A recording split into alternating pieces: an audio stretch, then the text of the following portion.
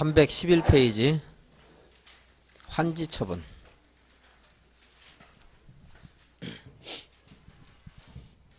환지처분 하게 되는데요. 여기서 준공업사 하기 전에 도시개발사업 환지방식의 사업시행자가 여기서 공사를 다 끝내면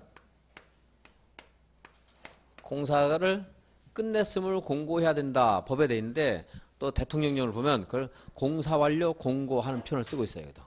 공사 완료 공고.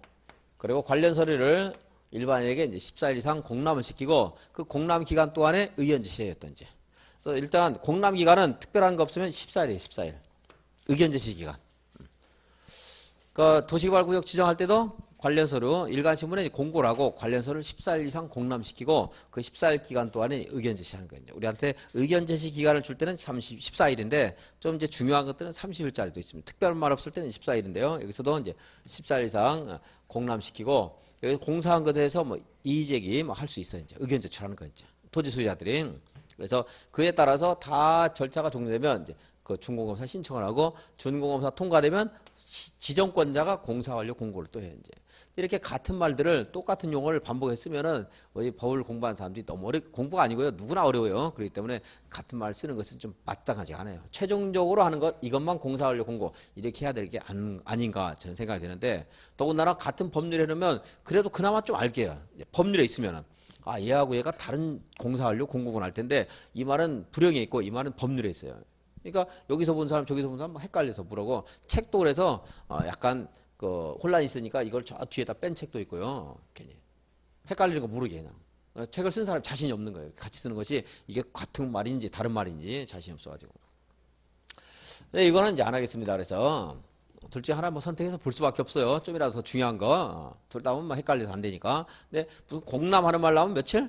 14일 그것을 생각하시면 돼요. 어디서 나오더라도 뭐 14일 생각하시고 근데 이제 그것이 30일짜리는 제가 나중에 다시 말씀을 드리겠습니다. 중에 하나 정도만 있어요. 준공사를 받고요. 준공사 통과되면 이제 공사 완료 공고 또 합니다. 그 공사 완료 공고를 하면 준공사를 받으면 이 공사 완료 공고는 이제 지정권자가 하는 거기 때문에 시행자는 이날로부터 60일 내에 환지 처분을 해야 돼요. 그리고 지정권자가 사업 시행자 할 때는 이거 필요 없죠. 준공업사. 그렇죠? 그렇기 때문에 그때는 지정권자가 공사 완료 공고 후 60일 이내에 환지 처분해요. 그런데 우리가 며칠 이내에 하는 거 어려워요. 이거 외우는 게. 지금은 이거 하나 보지만 앞으로 숫자를 굉장히 많이 볼 거잖아요. 그렇죠? 그런데 이것을 또 언제부터 이런 말 붙어 있으면 굉장히 어렵습니다. 이것까지 외워야 되면 어렵죠. 그런데 둘로 나눠서 A는 언제부터고 B는 언제부터다 이렇게 나오면 이거는 이제 엄청나게 어렵겠죠. 그래서 보면 뭐 이해 못할 것도 아니지만 너무 어려워요. 그래서 그냥 60일 내에 이것만 보겠습니다. 무슨 절차가 진행되고 이제 60일 내. 어쨌든 뭐 공사는 끝났겠죠. 공사 끝나고 준공사 후 또는 공사 완료 공고 후 하는 말이 있지만 언제부터 몰라도 얼마 이내에 환지 처분한다고요? 60일 내에 환지 처분해야 됩니다. 환지 처분. 환지 처분하는 과정에서요. 또 증환지, 감환지 등도 있었는데 그때 뭐예요? 관련돼서 뭘 해요? 청산금도 결정을 해줘야 돼요. 증환지, 감환지 관련해서 환지 부정도 청산금 결정해서 청산금 이제 지급해야 됩니다. 환지 처분 공고일 다음날 환지가 이제 권리관계가 확정되죠. 주된 권리관계 확정되면 부수적인 권리관계도 여기서 확정돼야 돼요. 청산금이 여기서 확정됩니다. 여기서 계산해서 결정하고 확정은 여기서 돼요. 이제 더 이상 못 다투는 거죠. 확정되면. 그래서 환지가 종전토지가 되고 청산금도 확정된다. 여기서. 언제요? 환지 처분 공고일 다음날. 그럼 종전토지에 있던 권리들이 다 권리 의무 관계가 환지로 이전한다 그랬는데 종전토지에 그냥 남아있는 것도 있어요. 남아있는 것. 두 가지가 있는데요. 지역권 그리고 행정상 재판상 처분으로 종전 토지에 전속하는 행위.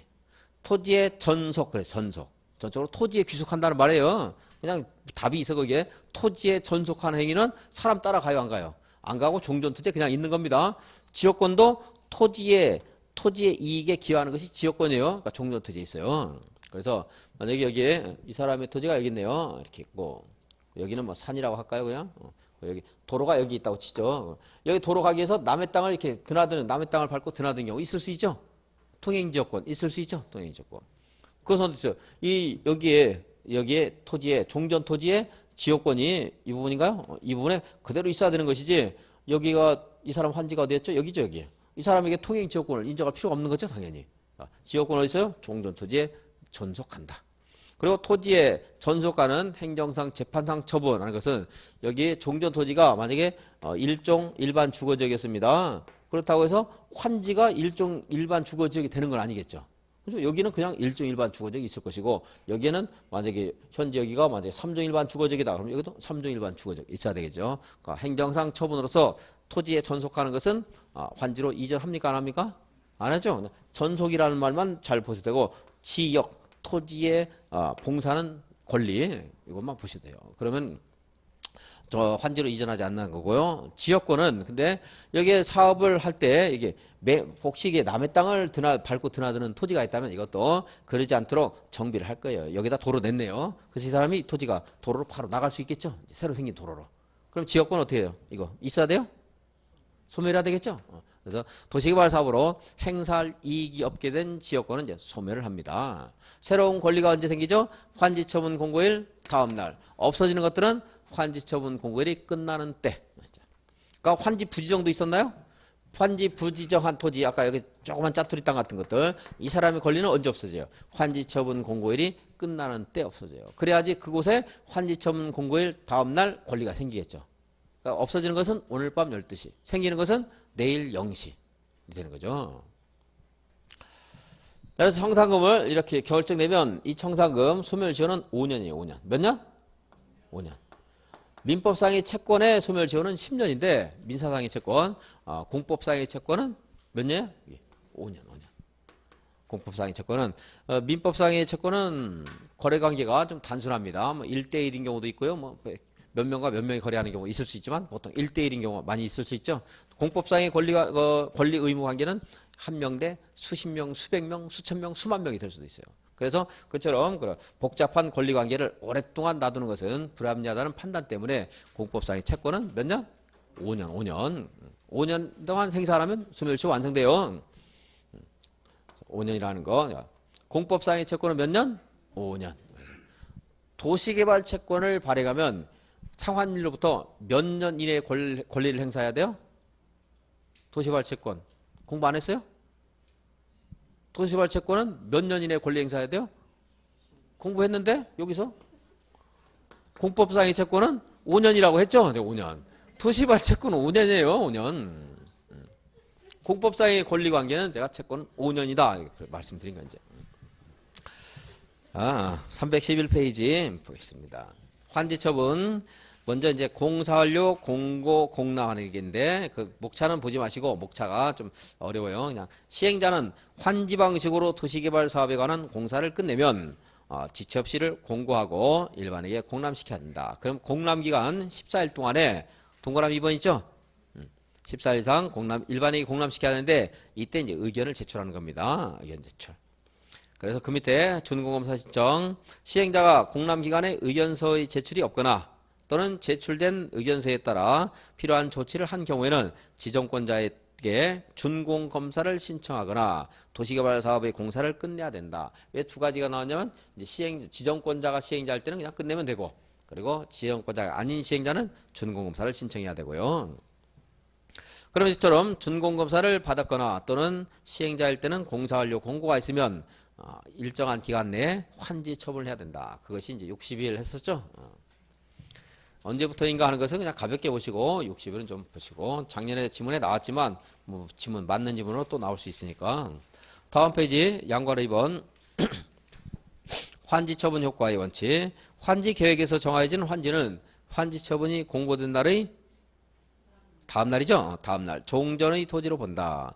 소멸하는 권리 환지로 정하지 아니한 종전 토지에 있던 권리는 환지 처분이 공고된 날이 끝나는 때 소멸한다. 그래야 새로운 권리가 내일 0시에 탄생을 하겠죠. 다음에 환지처분 효과 예외. 환지처분의 원칙적인 효과는 행정상 재판상 처분으로서 종전 토지에 어떻게 한다고요? 전속하는 것에 대해서는 영향을 미치지 않는다. 전속만 보시면 돼요. 지역권, 도시개발구역의 토지에 대한 지역권은 환지 처분의 효과에도 불구하고 종전 토지에 존속한다. 근데 행사할 이익이 없어진 지역권은 오늘 밤 12시에 이제 소멸하게 됩니다. 환지 처분 공고일이 끝나는 때 소멸한다. 다음 페이지, 입체환지 같은 것들은 좀 부수적이니까 이걸 일반적인 환지를 다 알고 나면 입체환지는 그렇게 어렵지 않습니다. 다음 페이지, 청산금. 청산금 외과로 2번 결정인데 중간에 청산금은 환지 처분을 하는 때 결정해야 된다. 환지 처분할 때 결정해야 된다. 그런데 환지 부지정한 사람이 있었죠. 부지정. 그 사람들은 미리 청산금 줄 수가 있습니다. 여기를 보시면 그러니까 증환지, 감환지 이거 볼게요. 이 사람들은 여기에 있는 토지 가치도 평가를 받아야 되지만 새롭게 부여받는 환지의 가치도 평가를 받아야 다부족분을 결정할 수 있죠. 그죠? 받을 것인지 아니면 줄 것인지 결정되는데 그 환지 부정. 이 사람들은 여기서 받을 게 없어요. 그러니까 공사 끝날 때까지 기다리지 않고 미리 주더라도 되죠. 여기 있는 땅값만 평가하면 되잖아요. 여기 있는 거. 그렇겠죠? 나중에 땅값은 필요 없어. 이 사람들은 받는 게 없으니까. 그래서 환지 부정한 사람은 환지 처분하면서 과부족분을 결정하는 게 청산금 제도인데 환지 부정은요. 환지 처분을 하지 않으니까. 부정했기 때문에 그 사람들은 부지정하면서 청산금을 미리 지급할 수 있고 지급하면서 청산금 결정할 수 있겠죠. 미리 지급한다는 말에는 그때 청산금 결정한다는 말이 당연히 결정 내용이 있겠죠. 근데 법에서는 그 말까지 있지만 자, 그래서 환지 대상에서 지위한 토지에 대해서는 청산금을 교부할 때 청산금을 결정할 수 있다. 이렇게까지 말을 안 해도 환지 대상에서 지위한 토지는 환지 처분하기 전에 청산금을 지급할 수 있다. 이 말만 해놔도 청산금 지급하기 위한 당연한 전제로서 청산금 결정해야 되겠죠. 그것은. 그런 말도 너무 필요 없는 말까지 법에서 다 둘 필요 없어요. 청산금 주려면 너무 당연히 청산금 결정해야 되겠죠. 청산금은 언제 확정되죠? 환지 처분 공고된 날의 다음 날. 시행자는 환지 처분이 공고된 후에 확정된 전산금을 교부해야 된다. 다만 환지를 정하지 아니한 토지는 환지 처분 전이라도 정상금 교부할 수 있다. 좀 전에 말씀드렸고 다음 페이지 6번 청산금을 받을 권리나 청산금을 징수할 권리는 몇 년간? 5년간 행사하지 않으면 시효로 소멸한다. 그리고 이제 그 밑에 등기 시행자는 환지 처분이 공고되면 공고 후 14일 이내에 관할 등기소에 등기를 촉탁하거나 신청하여야 한다. 그래서 행정청이 사업 시행자 할 때는 등기를 이제 촉탁한다 이런 말 하고요. 행정청이 아닐 때는 등기를 신청한다 이런 표현하는데 그 구별은 여러분들 몰라도 상관없습니다. 316페이지 마지막으로 이제 환지 처분에서 임대료 부분 보겠습니다. 임대료. 그래서 환지를 할 때 좀 복잡해졌는데 어디 갔어요? 이 토지 대신에 이 토지를 줬죠. 이 토지 이게 환지고 이게 뭐요? 종전 토지. 종전 토지에서 임차인이 있었다면은 그 임차인의 권리도 이제 환지로 이전한다고 했죠. 이전했는데 그것이 환지로 이전하면서 이익이 늘어날 수도 있고 줄어들 수도 있습니다. 사용 가치가 그럴 수 있죠. 그래서 여기에 만약에 임대료를 내고 있었는데 이게 토지 가치가 더 늘어나서 활용 가치가 커져서 임대료가 좀 부족한 경우도 있을 수 있고 임대료 또 아니면 임대에 토지 가치가 줄어서 임대료가 너무 과다하게 비싼 경우도 있을 수가 있고 증환지 감환지 했을 때 상상할 수 있죠. 그래서 그럴 때는 환지 처분 후에 임차인 등이 차임 증감 청구권 행사할 수 있어요. 물론 차임 감액이네요. 임차인이니까 임대인의 경우에는 차임을 늘려달라는 증액 청구할 수 있어요. 그래서 뭐가 있어요? 임대료 이게 환지하면서 이제 부수적인 절차로서 차임 등 증감 청구할 수 있습니다. 그런데 차임 증감 청구만이 아니고 여기에 환지를 한 결과 전에 이런 경우는 많지는 않겠지만 농지를 환지했는데 대지로 주는 경우 있을 수도 있죠. 상업용지 준다라든가 여기 농사짓던 임차인은요. 여기 상업용지 농사 못 짓겠죠. 또 주변 환경도 바뀌어졌을 거예요. 웅덩이 있었는데 웅덩이 없어지고 물 깃는 건 그러면 그렇게 되는 목적을 달성할 수 없기 때문에 계약을 해지할 수 있어요. 해지. 계약 해지 청구할 수 있습니다. 해지와 해제는 공부했죠. 민법에서. 법률행위 이후에 발생한 사유로 이제 소멸시키는 것이 해지죠. 계약을 해지할 수 있어요. 그럼 계약을 해지하거나 목적 달성할 수 없어서 손해를 보는 사람이 있을 수가 있는데 여기 뭐 농사짓기에서 많이 투자를 했는데 그걸 회수 못하는 경우도 있을 수 있겠죠. 그런 손해에 대해서 또는 보증금 같은 거. 보증 같은 것들을 시행자에게 반환 청구할 수 있어요. 왜요? 누구한테? 시행자. 시행자에게 손실보상을 청구할 수가 있습니다. 손실보상을 청구하고 그럼 시행자가 만약에 보증금을 2억을 이 사람이 물어줬다고 치죠. 임차인에게. 그럼 시행자가 손해봐요? 아니겠죠? 본래 2억은 누가 줬어야 되는 거예요? 임대인이 줬어야 되죠? 본래 의무자에게 2억 돌려달라고 해요. 그걸 이제 구상권을 행사한다 이러죠. 구상한다.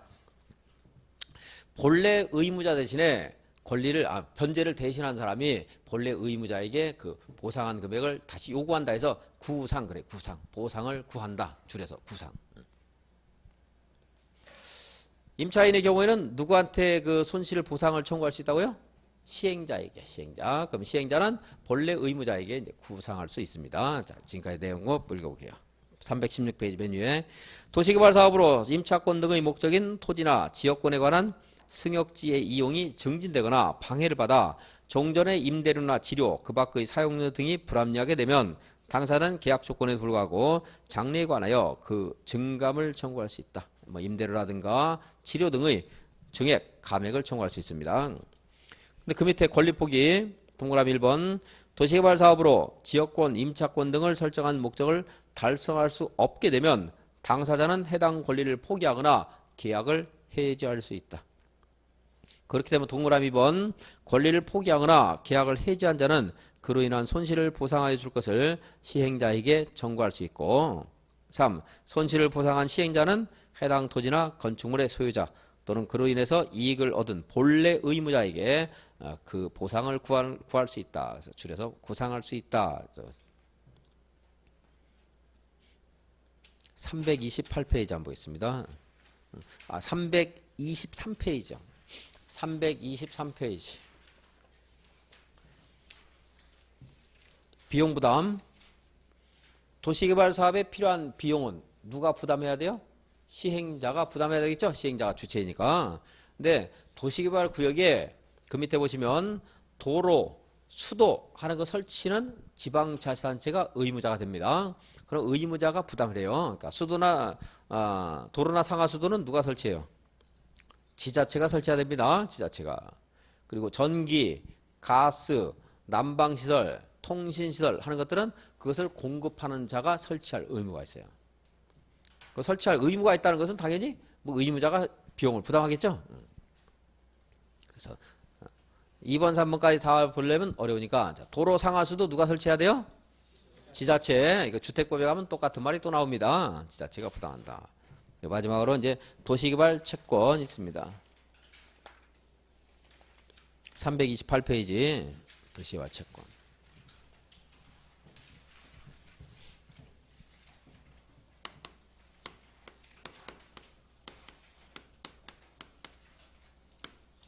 도시개발 채권은요.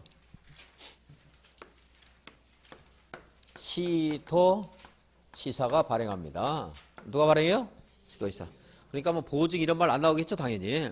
시도지사가 발행하고 시도지사 발행하는데요. 기명식으로 할 수 있는데 무기명식으로도 발행할 수 있어요.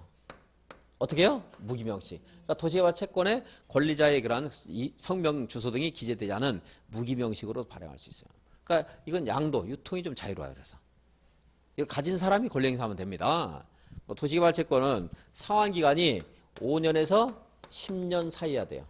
시도지사가 발행하면서 이 도시개발 채권은요, 도시개발 사업하는데 필요한 재원을 만들고 또 도시군 계획 시설 사업 있죠? 도로 상하수도 지금 누가 설치한다고 했죠?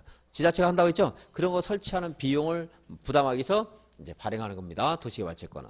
근데 상환기간이 몇 년? 5년에서 10년 사이에. 그러니까 5년 있다 갚겠다. 7년 있다 갚겠다. 10년 있다 갚겠다 한다는 거예요. 4년, 11년짜리 안 됩니다. 5년에서 10년이 상환기간입니다.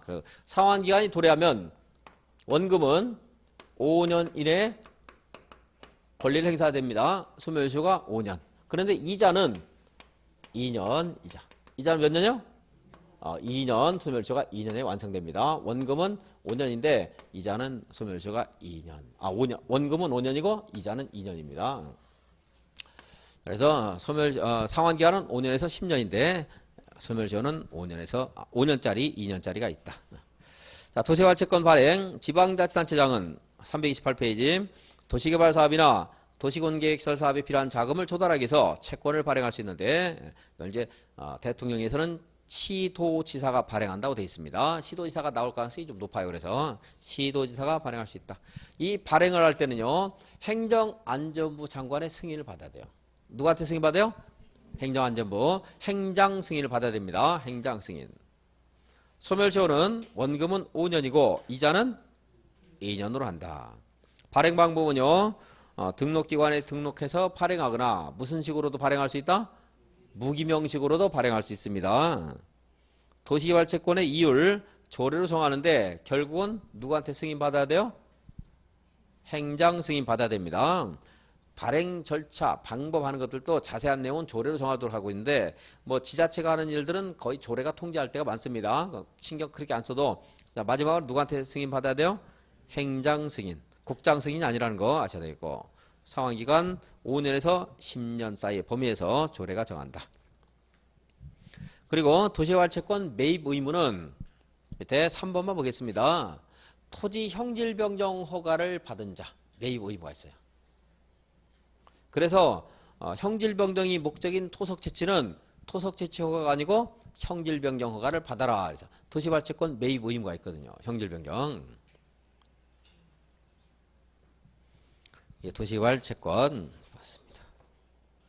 이렇게 해서 이제 도시개발법 다 왔고, 오늘은 이제 한 10분 정도 도시개발법 지금 공부한 거 복습하고 또 한 10분 정도는 정비법 예습하는 걸로 이제 마무리 짓겠습니다.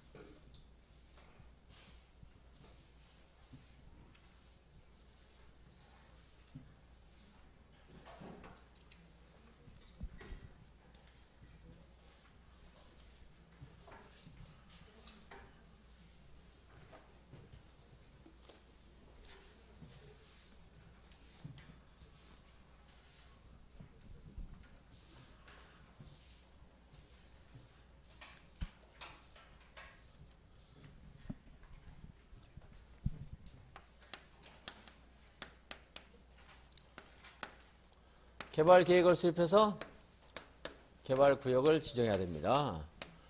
개발구역 지정권자는 시도지사, 대도시장, 그리고 국장이 있는데 이 사람들이 구역을 지정하려면 개발계획을 수립해야 됩니다. 그러니까 이 지정권자가 개발계획 수립하는 겁니다. 개발계획에 수용방식, 환지방식 정할 수 있는데 환지방식의 도시개발계획을 수립하려면 전체 토지면적의 3분의 2, 총수 2분의 1 이상의 동의를 받아야 됩니다. 근데 시행자를 만약 국가나 지자체를 사업 시행자를 할 때는 이러한 동의를 받을 필요가 없이 개발계획을 수립할 수도 있고요. 도시개발계획 중에서 도시개발구역 밖에 기반시설을 설치하거나 세부 목록을 작성하거나 세입자 주거대책을 수립하거나 순환개발 방식의 도시개발계획을 수립할 때는 이것은 구역을 정한 후에 나중에 추가로 포함할 수 있습니다. 나중에 할 수 있고, 개발계획을 수립해서 개발구역을 정해야 되는데 투기적인 그런 수요가 폭등할 것이 예상되는 곳들은 거꾸로 갈 수 있는데, 그치? 주거, 상업, 공업지역이 전체 면적의 3분의 100분의 30 이하인 곳, 그거보다 더 한가한 곳들은 다 거꾸로 갈 수 있습니다. 도시개발구역이 지정되면 국장 관련해서요. 국장이 도시개발구역을 지정하는 것은 국가가 사업을 하거나 중장 요청이 있거나 30만 이상으로 제한하거나 그리고 천지지변, 얘네들이 둘리사이에 걸쳐 있을 때는 협의해서 지정해야 되는데 협의가 안 됐을 때는 국장이 도시개발구역을 지정할 수 있고, 도시개발구역 지정되면 도시지역과 지구단위 계획구역으로 결정되어 도시개발구역 지정 고시가 있으면 이렇게 결정되어 고시된 것으로 봅니다. 그리고 지정 규모는 공업지역은 3만이고 도시지역 밖은 30만 이상으로 해야 되고요. 이런 주상공 지역이 아닌 곳에서 도시개발구역을 지정할 때는 기본계획으로 개발이 가능한 정도로 미리 정하고 있을 때 해야 되는데, 기본계획이 없는 도시에서는 무슨 녹지? 자연녹지. 그리고 무슨 관리? 계획관리 지역에서만 도시개발구역을 정해야 됩니다. 물론 주상공을 말고 다른 데서 할 때. 근데 그러한 것들이 적용되지 않는 것이 있는데 무슨 지구? 취락지구의 경우에는 면적 제한이라든가 도시적 의제라든가 조금 전에 말한 자연녹지, 계획관리에서만 해야 된다 이런 것들이 적용되지 않는다는 거. 도시개발구역 지정이 되면 개발행위 허가를 받아야 하는 것이 늘어나는데 중목 이것도 하나 더 추가가 되는 것이 있었습니다. 그리고 이제 개발행위 허가 받지 않아도 되는 것은 도시개발 사업에 방해가 되지 않는다고 볼 수 있는 것들 응급조치도 허가를 받을 필요가 없습니다. 도시개발구역 지정이 되면 지정 고시가 되면 실시계획 사업시행자가 실시계획을 작성해서 인가 신청을 해야 되는데 그리고 고시를 하게 되는데 이것을요 3년 내에 하지 않게 되면 도시개발구역 지정은 해제된 것으로 본다. 그리고 이렇게 거꾸로 하는 경우에는 이거 지정하고 개발계획을 2년 이내에 수립 안 하면 해제된 것으로 보고요. 이것 다음에 구역을 실시계획 인가할 때는 역시 3년 내에 인가 신청을 해야 됩니다. 그러면은 그걸 절차를 진행하지 않으면 도시지역도 과거 용도적으로 환원되고 지구단위 계획구역도 폐지된 것으로 본다. 근데 사업이 원활하게 수행이 되어서 도시개발사업 공사도 하고 공사 완료 공고하면 공사 완료 공고일 다음날 도시개발구역 지정은 해제 의제가 되는데 그때는 과거 용도적으로 환원되지 않고 또 수용 방식은 공고 후 다음날 해제가 되지만 환지 방식은 공고 후에 환지 처분까지 해야 됩니다. 그래서 환지 처분 공고 후 다음날 그리고 공고일 다음날 도시개발구역은 해제된 것으로 본다. 돼요. 실시계획에는 여기 지구단위 계획구로 의제했기 때문에 뭐가 있어야 돼요? 지구단위 계획이 포함되어야 한다. 이 지구단위 계획과 내용이 상충되는 기존에 있었던 도시군 관리계획 결정은 이 도시군 관리계획으로 변경된 것으로 본다. 이것이 이제 우선하게 되고요. 수용 방식, 여기 공사완료 공고가 이게 수용과 관련된 거죠. 수용 방식의 도시개발 사업 하려면요. 또 이걸 민간이 할 때는 전체 토지 면적의 3분의 2. 총수 2분의 1 이상의 동의를 받아 수용을 할 수 있습니다. 수용하기 위해서 공익사업법을 준용하는데 공익사업법상에 사업인정 고시가 있으면 수용할 수 있는데요. 여기서 도시개발법에서의 세부 목록 수용 대상인 토지의 세부 목록을 고시하면 사업인정 고시가 있는 것으로 봐서 사업할 수 있습니다. 자, 그러면 이제 또 도시개발 사업 시행자가 토지 상환 채권을 발행할 수 있는데 도시개발 채권은 시도지사가 발행하는 거고 이건 사업 시행자가 하는 겁니다. 사업 시행자가 하는데 민간의 경우에는 은행 등의 지급 보증을 받아야 됩니다. 전체 토지 면적의 2분의 1, 그러니까 분양 토지 면적의 2분의 1 범위 내에서 발행해야 되고 기명식 증권을 할 수 있습니다. 도시개발 채권은 무기명식으로 달 수 있어요. 기명식으로 해야 되고요. 다음에 원형지는 전체 토지 면적이 얼마? 3분의 1 이내로 해야 되고 공급할 수 있는 자가 제한되어 있습니다. 국가, 지자체, 지방공사, 공공기관, 공모에서 선정된 자 이런 한정되어 있기 때문에 수의계약 방식으로 하고요. 가격도 협의해서 결정합니다. 이러한 원형지는 싸게 공급받기 때문에 그것을 이제 전매하는 것이 제한되는데 계약일로부터 10년 그리고 공급일로부터 공사완료 공고일로부터 5년 이내 전매를 못하도록 했는데 국가나 지자체는 그러한 제한을 받지 않는다는 거. 그다음에 선수금은 분양되는 토지나 건축물의 가격을 대금을 미리 받을 수 있는 것이 선수금.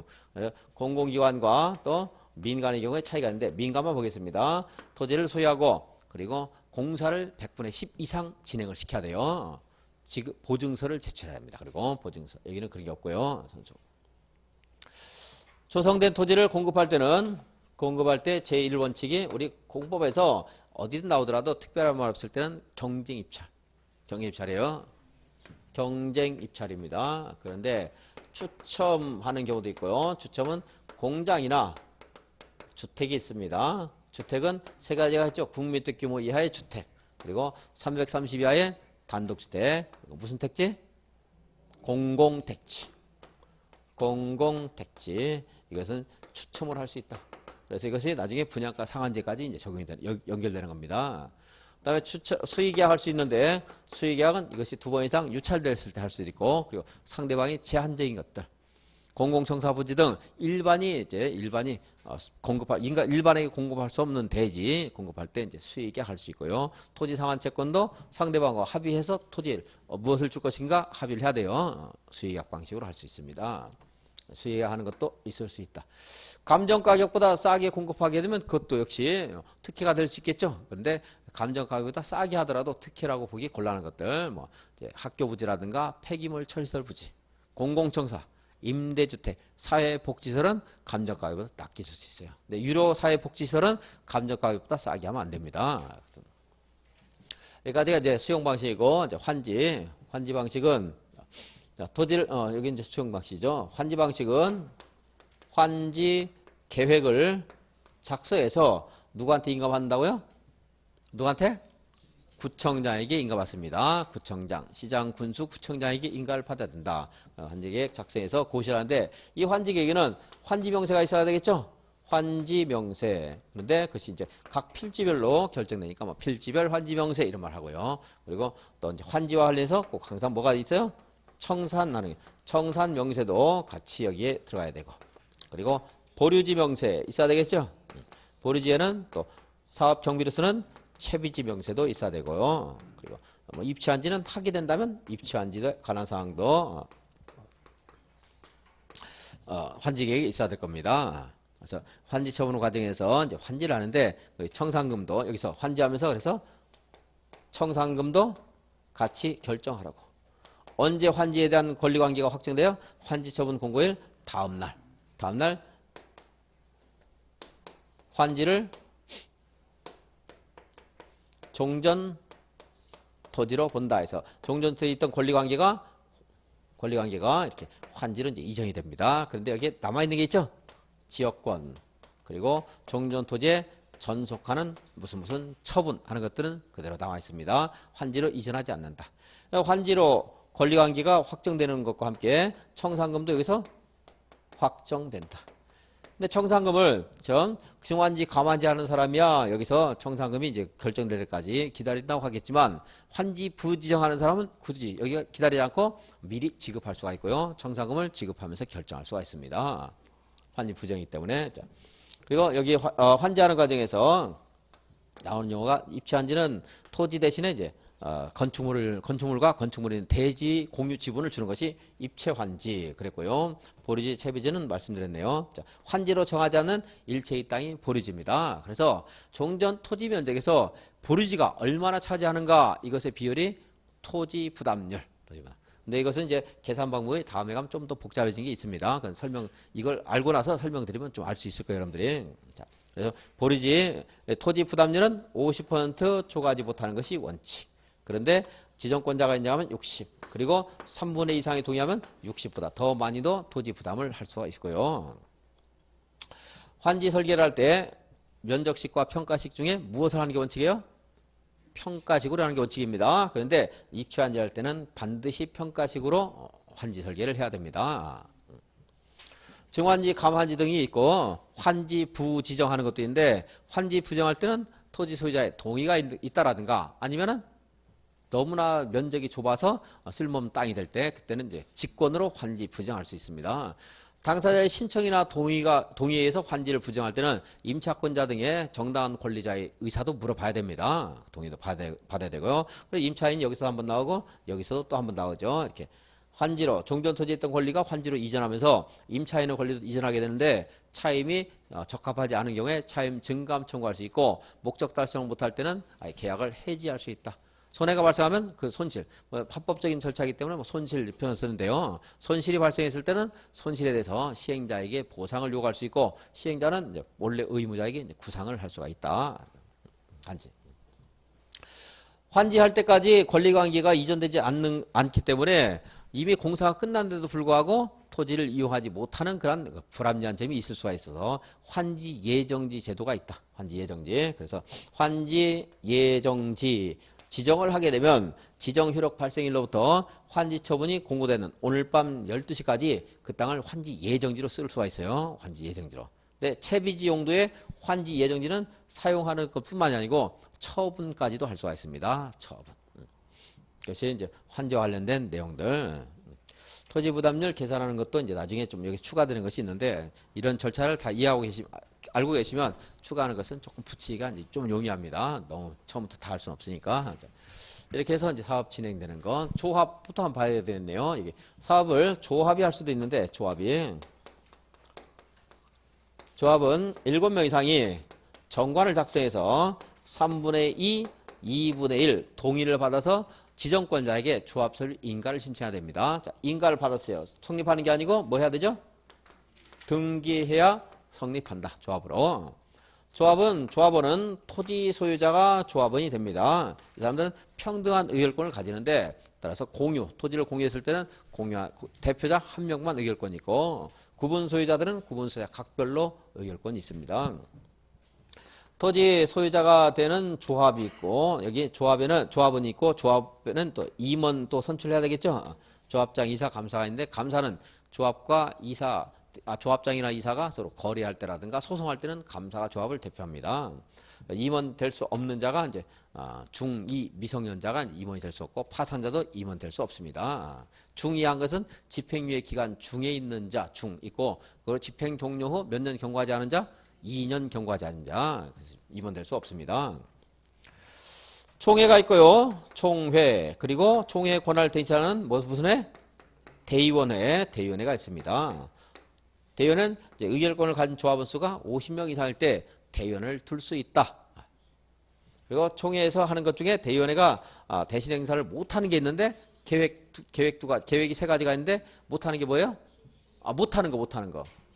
못하는 거는 제일 중요한 이거 개발계획과 환지계획 좀 헷갈리죠? 들어서 그리고 개발계획은 물론 나중에 추가하더라도 실시계획과 환지계획 중에 여러분 손으로 꼭 의결해야 될 거 뭐예요? 이거 환지계획. 여러분이 해야 될 거. 여러분 조합원이에요. 그러면 어디? 여기에 간섭 여기에. 내 땅 어디에 몇 평 받는가 이게 중요한 거 아니겠어요? 이게 궁극적인 목적이니까. 그래서 내가 결정해야 되는 거 이게 환지계획. 남한테 맡기면 돼야 안 돼요? 안 되겠죠? 그러니까 대의원회가 못하는 겁니다. 그렇게 이제 아시고. 그래서 도시개발사업 한번 복습했습니다. 정비사업 좀 보겠습니다. 오늘 예습 삼아서 342페이지 이제 정비법.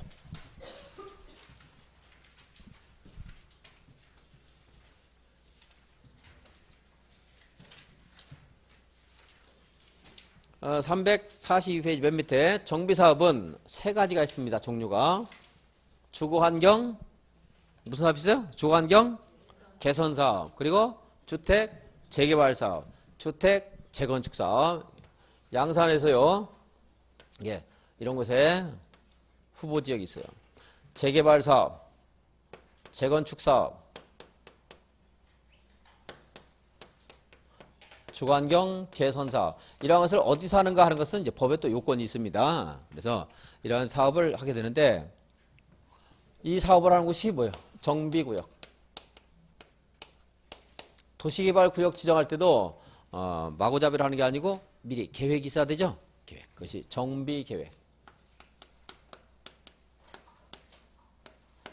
도시개발 사업은 그렇게 자주 있는 사업이 아닙니다. 정비사업은 빈번하게 있을 수가 있습니다. 그래서 이것을 언제 한순간에 필요하다고 해서 어느 2020년도에 양산시에서 정비사업을 다 한다 이러면 큰 혼란이 있어요. 주택이 부족한 여러 문제 있을 수 있죠. 그래서 미리 10년을 내다보고 어디에서 정비사업을 할 것인가 하는 것을 미리 계획을 세워요. 그게 정비기본계획. 몇 년? 10년. 10년 단위로 양산에 어디서 개선사업은 어디서 할 것이고 재건축, 재개발은 어디서 할 것인가 하는 것들이 미리 여기에 사업시행지역의 계략적인 범위가 있어요. 그리고 그걸 언제 할 것인가 이것도 계획이 있어요. 단계별 집행계획이 있습니다. 그래서 혼란 발생하지 않도록 하기 위해서 미리 수립하는 게 뭐예요? 정비기본계획. 여기서 정해준 시기가 되면 정비계획을 수립해서 정비구역을 정하는 겁니다. 그러면 사업할 것이 10년 내다보면 되게 여러 곳에 있을 수 있죠. 또 어느 한순간에 2020년에 한꺼번에 싹 몰린다든가 이러면 안 되기 때문에 미리 단계적으로 계획을 세워놓습니다. 그게 정비기본계획. 그런데 합천군에 갔더니 정비사업을 할 것이 10년 내다보니까 한 3개쯤 있더래요. 정비기본계획 수립할 필요가 없어요. 할 때 되면 정비구역, 정비계획 수립해서 하면 돼요. 그럼 정비기본계획은 특별시, 광역시, 특별자치시, 특별자치도 그리고 시장이 수립해요. 군수가 아니고 누구까지? 시장까지. 그냥 군에는 10년을 내다봐도 별로 정비사업 할 곳이 많지가 않기 때문에 정비기본계획은 누구까지? 시장까지 수립, 시장까지, 시장. 그 정비계획은 시장, 군수, 구청장이 수립합니다. 군수도 수립은 해야 돼요. 아까 말씀드린 것처럼 합천에서 한 5년쯤 있다 하나, 7년 있다 하나, 9년 있다 하나 이렇게 할 수도 있죠. 그러면 5년 있다가 사업을 할 때가 되면 정비계획을 수립을 해야 돼요. 기본계획은요. 수립할 필요 없고 몇 개 안 되기 때문에. 그래서 시장, 군수, 구청장이 수립하는데 세종시나 제주도에 가면 시장, 군수, 구청장 시킬 사람이 없습니다. 기초장이 없기 때문에 거기서는 걔네들이 다 수립해요. 그래서 이 사람들은 기본계획도 수립해야 되고 정비계획 수립하고 시장도 마찬가지고요. 자, 그래서 별별 시장, 군수, 구청장을 앞으로 우리는 줄여서 시장, 군수라고 불러요. 또는 이 사람들을 정비계획 위반권자 이렇게 말하기도 하고 시장, 군수 이렇게 말하기도 하고. 자, 정비계획 위반을 누가 합니까? 별별 시장, 군수, 구청장 줄여서 앞으로 시장, 군수 이렇게 말하면 시장, 군수 말하면 이 사람들 말하는 거죠. 앞으로 이제 주인공은 우리 이제 지정권자가 아니고 시장, 군수가 이제 주인공이 됐습니다. 정비사업에 와서. 정비구역 지정은 별별은 자기가 지정합니다. 시장, 군수도 자기가 지정해요. 구청장은 지정을 신청해야 됩니다. 돼요? 구청장. 그러니까 정비구역 지정을 직접 못하는 사람 누가 있어요? 이 구청장은 정비구역 지정을 못합니다. 신청을 해야 돼요. 특별시장, 광역시장에게 신청하는 겁니다. 양산은 양산시장이 하는데 부산에서는요. 구청장들이 시장에게 요청을 해야 돼요. 정비구역 지정해달라. 신청해야 됩니다. 정비구역 지정하게 되면 정비구역에서 앞으로 언제 사업을 시작해서 언제 끝내겠습니다 하는 것이 우리가 무슨 사업이 무슨 계획이라고 했어요? 사업하는 걸? 실시계획 그랬죠? 실시계획 그동안. 근데 여기서는 시행계획 이렇게 말이 바뀌어요. 시행한다나 실시한다나 뭐 같은 말이죠. 큰 차이 없죠? 그런데 여기는 시행계획. 그리고 정비사업은 재건축, 재개발 등 건축물을 건축해 주택을 건축해서 분양하는 절차가 거의 있어요. 그렇기 때문에 여기서 사업을 한다 해서 사업시행계획 이렇게 표현을 써요. 이제 사업시행계획. 사업시행계획 누구한테 인가 받아야 돼요? 누구한테 인가 받아야 돼요? 여기 시장군수. 시장군수에게 인가를 받고 고시합니다. 누가 사업시행자 할 때는 인가 받을 필요가 없어요? 시장군수가 사업시행자 할 때는 인가 받을 필요가 없겠죠? 시장군수가 사업도 합니다. 그리고 이제 이것이 있으면 여기에다가 재건축구역에서 아파트 몇 평짜리 몇 개를 짓겠습니다. 이런 것이 사업시행계획이 있는 거였죠. 그죠? 우리나라에서는 이런 사업시행계획 이것만 통과되면 그때부터 이걸 팔아먹을 수가 있어요. 선분양할 수 있거든요. 분양하죠, 분양. 그래서 사업시행계획 인가 고시하시면 분양을 합니다. 그래서 여기 이제 일단은 여기 거주하고 있던 사람들 그 사람들이 조합원이 될 겁니다. 조합원들이 분양 신청하겠죠. 우선. 그리고 이제 나머지 같은 것들 또 일반 분양분도 있겠죠. 분양 신청하고 이 분양 신청한 결과를 토대로 해서 관리처분 계획을 수립해요.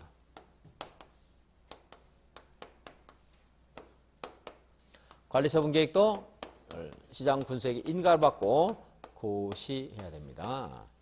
이 관리처분 계획 인가 고시 후에 공사를 하는 겁니다. 공사가 끝나면 준공 검사를 받고 준공 검사 통과되면 준공 인가를 해줍니다. 준공 인가를 해주면 그럼 이제 소유권 이전시켜줘요. 여기서 분양 신청한 사람 있죠? 조합원들이 분양 신청해서 또 이제 절차 진행하면서 나중에 이제 동호수 같은 거 뭐 추첨하겠죠. 추첨해서 여기 이제 갑이 입주하기로 결정됐어요. 여기 공사가 다 끝나서 준공인가 여기 이렇게 건축물 건축돼서 인가 받으면 이 건축물에서 사업 시행자 명의로 일단 보존 등기를 합니다. 그리고 나서 이것에서 갑에게 소유권 이전 등기 해줘야 되겠죠. 사업 시행자 측에서 갑에게 이전 등기 해줍니다. 이렇게 이제 절차가 되죠.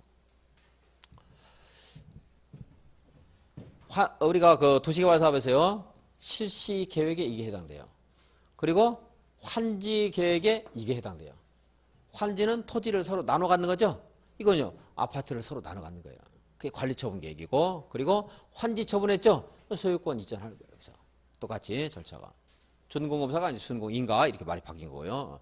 그런데 여기서 하나 이제 또 들어가는 것이 필수인 것이 도시개발 사업에서는 건축물이 없는 곳에도 살 수가 있습니다. 정비 사업은 반드시 건축물이 있어요. 노후 불량 건축물이. 그래서 그것을 없애는 거죠. 철거. 그리고 나서 새로운 아파트를 짓는 공사를 하겠죠. 그래서 철거하는 절차가 이제 하나 새롭게 뭐 들어가는데 도시개발 사업에서도 건축물이 있으면 철거를 하겠지만 거의 필수는 아닐 수가 있어요. 근데 여기는 꼭 기존의 건축물을 철거하는 공사가 있어야 되겠죠. 그래서 순서 같은 걸 물어볼 수 있는데 여기에 사업 시행 계획은 공사를 할 수 있다는 거예요. 공사할 수 있다는 거. 이제 공사 일정 그리고 공사 일정이 잡히면 아파트 여기서 몇 세대 건설할 것인가 결정되겠죠.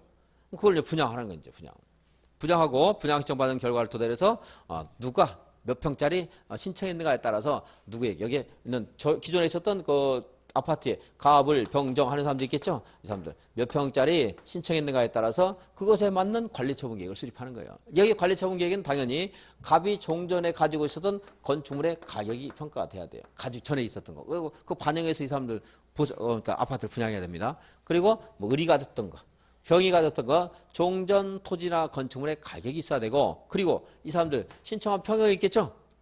그거에 따라서 이 사람 새로 분양받게 되는 건축물의 추산액도 있어야 돼요. 그 비교 평가에서 나중에 청산도 해야 되잖아. 그죠? 1억짜리 아파트 가졌는데 2억짜리 분양 신청했습니다. 그럼 1억을 사업시행자 줘야 돼요.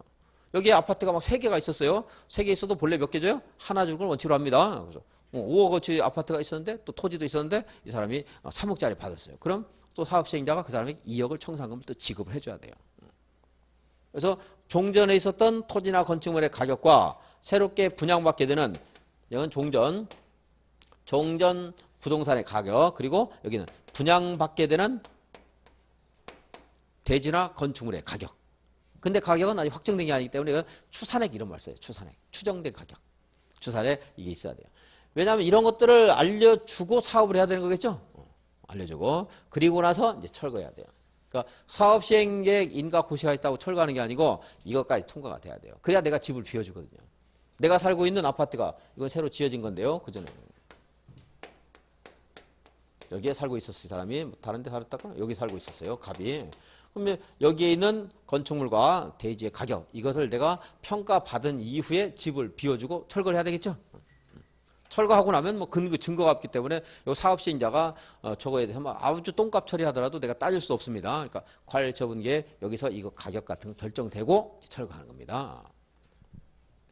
예, 진행이 되고 이제 그 다시 저 다음 시간 할 때도 여기 비슷한 절차가 도시개발법에서 이제 같은 절차를 또 한 번씩 언급할 겁니다. 그러니까 오늘 공부한 것도 이해하는 데 도움이 될 수 있어요. 그냥 막연하게 보는 것보다는 같이 보면 조금 쉬운 것들이 있습니다.